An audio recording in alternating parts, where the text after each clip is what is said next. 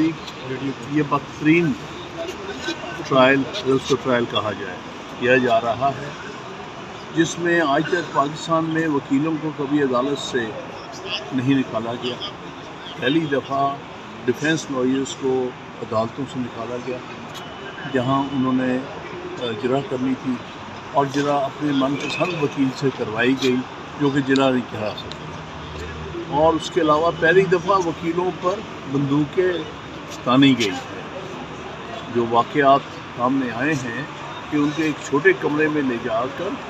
ان کو خوفزدہ کرنے کی کوشش کی گئی ہے اور ان پر بندوقیں تانی گئی ہیں، جو کہ ایک بدترین مثال ہے ملک میں انصاف کے نظام کو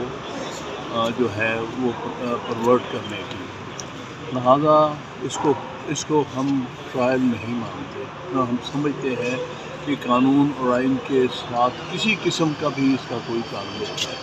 یہ سب کچھ غیر آئینی ہے، غیر قانونی ہے، ظلم ہے، زیادتی ہے اور جبر ہے۔ اسلام آباد ہائی کورٹ نے سائفر کیس کو 2 دفعہ کالعدم قرار دیا تھا اور دوبارہ وہ گواہوں پر جرح اور بیانات سارے، لیکن اس کے باوجود بھی پھر اپنے جو وکلاء تھے، جو ایکیوز تھے، ان کے وکلاء کو نہیں اندر جانے دیا اور سرکار کے وکلاء کو پیش کیا گیا۔ یہ قانونی طور پہ یا قانون اس حوالے سے کیا کہتے ہیں؟ قانون میں اس قسم کی کوئی اجازت نہیں ہے کہ کسی بھی ایکیوز کے من پسند وکیل کے علاوہ کوئی اور جرح کرے، کیونکہ یہ ایک بنیادی حق ہے آئین کے مطابق، جس کو ہم کہتے ہیں right to counsel of your choice. یہ بنیادی حق ہے۔ آپ کسی بھی ملزم کو اس کے پسند کے وکیل سے الگ نہیں کر سکتے۔ اسی کو وکیل بننے کا رائٹ ہے جس کو ملزم اپنا وکیل بنائے اور جس کو ملزم سمجھے کہ وہ اس کو ٹرسٹ کر سکتا ہے بطور وکیل کے۔ لہذا کسی ایسے شخص کو وکیل کرنا اسٹیٹ کے ایکسپنس پر، جس کو ملزم اپنا وکیل نہیں تصور کرنا چاہتا، نہ سمجھتا ہے کہ وہ اس کے لیے ایک وکیل کا جو ہے فرائض انجام دے سکتا ہے، یہ واضح طور پہ آئین کی خلاف ورزی۔ سر، جو کل کی کارروائی ہوئی ہے اسی کو چیلنج کریں گے یا کالعدم قرار دینے کے بعد سے اب تک کی تمام کارروائی سائفر کیس کی اس کو چیلنج کریں گے اور حکم امتناع کی درخواست کریں گے؟ میں سمجھتا ہوں ساری کارروائی غیر آئینی اور غیر قانونی ہوئی ہے۔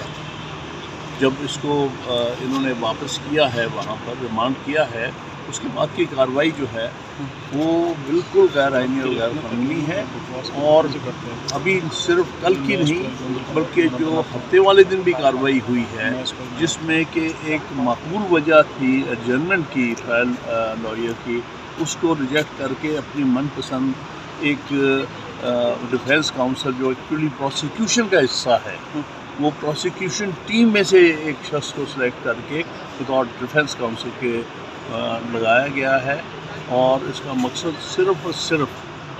یہ گارنٹی کرنا ہے کہ کنوکشن ہو سکے دونوں مسلمان۔ سائفر کیس کے ساتھ اسی اڈیالہ میں 2 اور نئے پریفرنسز بھی چل رہے ہیں اور جیل ٹرائل چل رہا ہے۔ اس کے خلاف اسلام آباد ہائی کورٹ میں درخواست آئی تھی اور اس پہ 23 جنوری کو ججمنٹ بھی ریزرو ہوئی کہ آج 30 جنوری ہے، وہ فیصلہ نہیں سنایا گیا۔ تو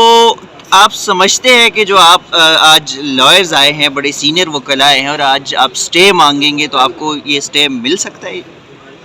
تو خیر وقت ہی بتائے گا، لیکن ابھی تک اسلام آباد ہائی کورٹ کی کارکردگی ایک طرح سے مکس ہے۔ کچھ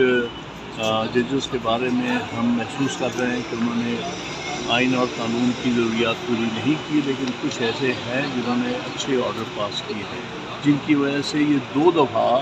یہ کیس اور یہ ٹرائل کویش ہوا ہے۔ لہٰذا ہم امید کرتے ہیں کہ پھر اسلام آباد ہائی کورٹ انصاف